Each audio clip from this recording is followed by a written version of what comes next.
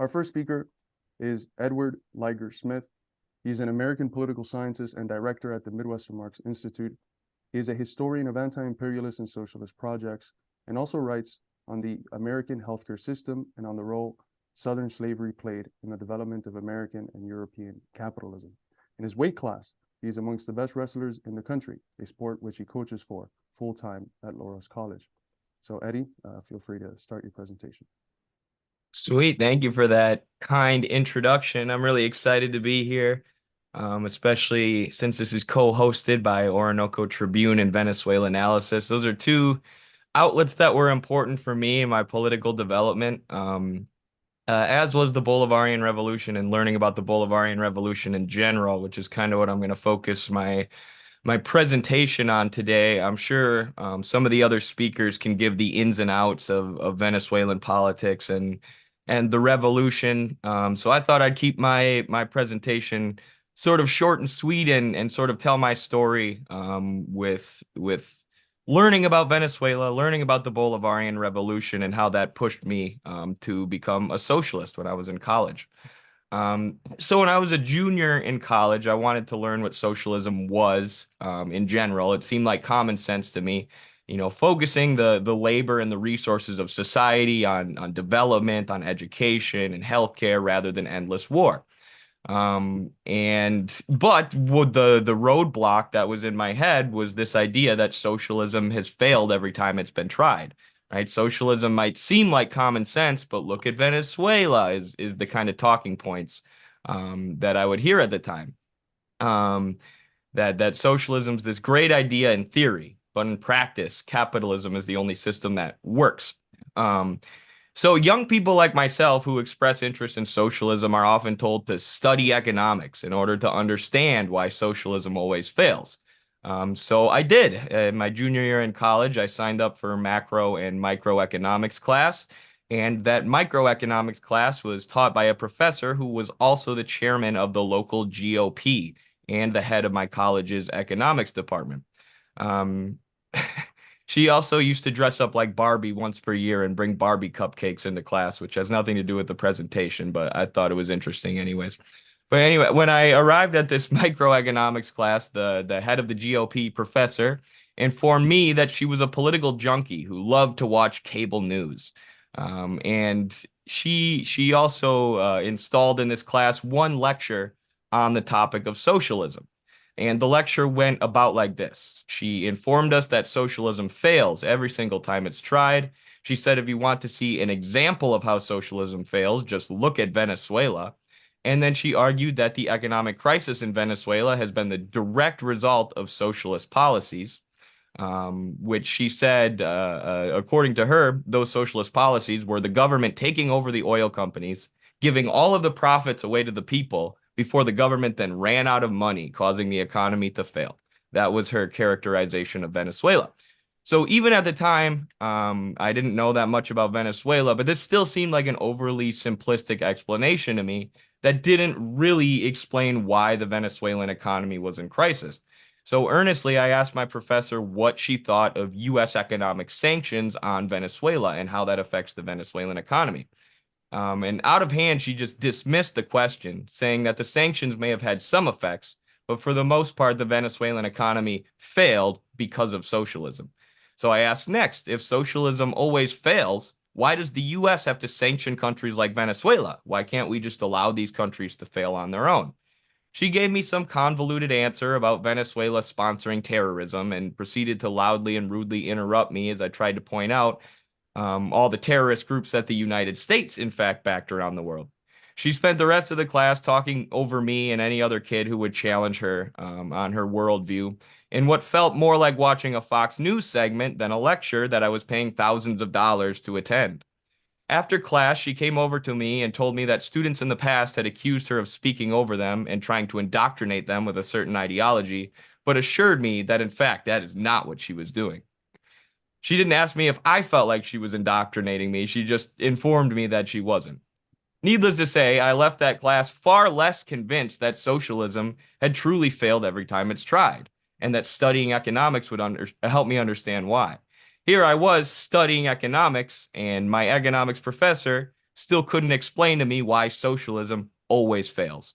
So after finishing that semester, I understood that the field of economics had not disproved the possibility of socialism, and the only ones who thought that it had were ideologically driven neoclassical economists who are arrogant enough to have convinced themselves of their own bullshit. I also left that class with the goal of studying Venezuela and the Bolivarian Revolution to find out the real story. And when I did, it would end up cementing in my head forever that socialism is the way forward for humanity and socialism is a superior economic system to capitalism. Because the Bolivarian Revolution did not fail, unless you consider it a failure for working people to seize state power from Western neocolonial puppets and seize sectors of the economy from hyper-exploitative Western multinational corporations in order to improve material conditions for millions of working people. Unless you consider vastly expanding healthcare access and building new hospitals to be a failure. Unless you consider decreasing malnutrition to be a failure, or building dozens of new schools, providing education to thousands of young people and higher education to many college students. Unless you consider it a failure to give thousands of elderly people pensions for the first time, allowing them to retire, which is what I think is one of the greatest material accomplishments of the Bolivarian Revolution in terms of improving the lives of the people, especially here, looking from here in the United States, where the retirement age is actually on the rise. Unless you consider combating inequality and deeply entrenched anti-indigenous racism in Venezuelan society to be a failure. Unless you consider creating new forms of popular democracy and giving the masses increased say in governmental affairs to be a failure. Unless you consider all of those things to be failures, the Bolivarian Revolution is not a failure. What the Bolivarian Revolution is, and the reason why the Western media has to portray it as a failure, is because it's been a constant thorn in the side of Western capitalist imperialists ever since Hugo Chavez was elected in 1998 or even sooner. It's a socialist project that exists right under the nose of the United States empire in a country which refuses to be a subservient neocolony of the West. And you see that anytime Israel and Palestine are in the news, as I'm wearing my kafaya here. I was just reading Norman Finkelstein today when Israel was launching their assault on Gaza in 2014 in what's known as Operation Protective Edge. Venezuela was one of the only countries in the world who stood up to the U.S. and stood up to Israel and called for an end to the slaughter of the people in Gaza. And that is why the U.S. empire hates the Bolivarian Revolution, not because socialism has failed or they're trying to protect human rights and democracy. This is why the U.S. tried to coup Hugo Chavez in 2002 before being thwarted by massive demonstrations from the Venezuelan masses. It's why the United States has put Venezuela under 166 crippling economic sanctions, which are enforced by American military personnel stationed all over the Caribbean and Colombia. This is also why they stole 4 Iranian oil tankers on their way to Venezuela back in 2020 and then brought them back to Houston and handed them over to American oil companies, which is interesting as the U.S. is now launching missile strikes at the Houthis in Yemen for blockading the Red Sea in order to stop a genocide. It's unreal hypocrisy if you look at the kind of economic strangulation that the U.S. has put Venezuela under, and the straight up international piracy that they engage in when any country like Iran tries to break the blockade and send resources to Venezuela. Venezuelan economic failures have largely been due to imperialist sabotage and the fact that the Bolivarian revolutionaries inherited a society which was riddled with contradictions and which was made dependent on the export of oil by years and years of colonial exploitation from Western imperialist powers and multinational oil corporations. This allows the U.S. sanctions to greatly hamper the overall Venezuelan economy by specifically targeting the oil industry. And this is what many right-wing ideologues, like my neoclassical professor, will try to blame on the socialist economy and on the socialist government and on the Bolivarian Revolution. They'll say, these stupid socialists don't know how to run an economy. Look, they made the economy dependent on oil.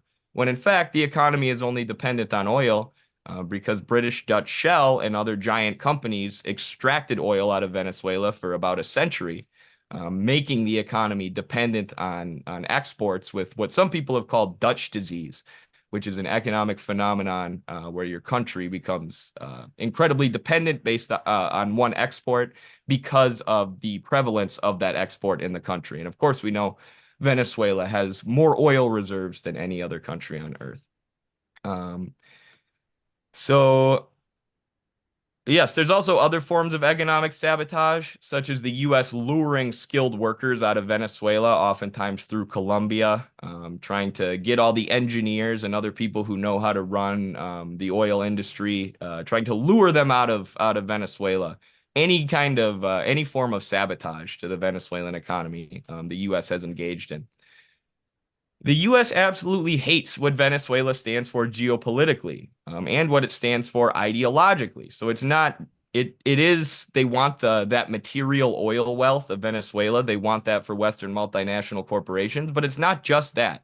It's that the State Department and the capitalist ruling class here in the West, the finance capitalists, hate what Venezuela stands for. They hate that Venezuela stands up for Palestine when Israel's bombarding them.